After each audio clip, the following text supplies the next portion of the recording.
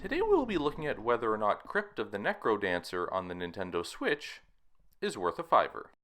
Originally released on PC in 2015, Crypt of the NecroDancer received a Nintendo Switch release early in 2018.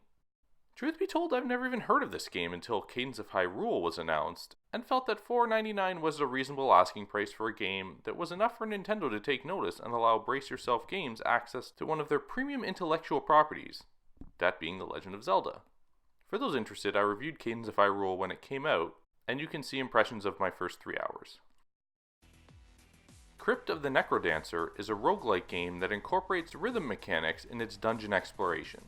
Simply put, you will be placed into a randomly generated dungeon, and will need to move and attack to the beat that is seen at the bottom portion of the screen.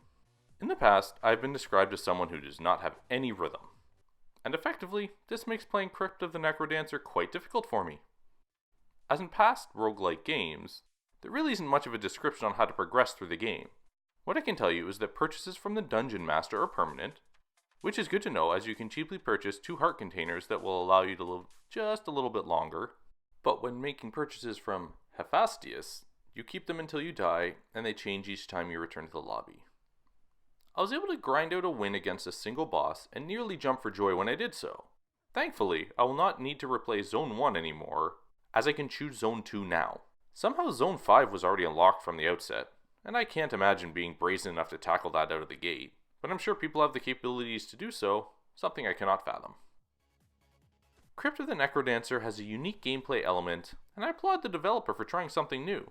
It has not been easy for me to get the hang of playing, but there's certainly a sense of accomplishment when completing a zone.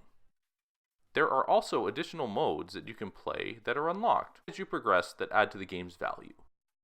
Although the gameplay is unique, I find it to be the game's most frustrating point. So often while playing did I just want to speed through to the next area, but was hindered by missing beats and losing combos.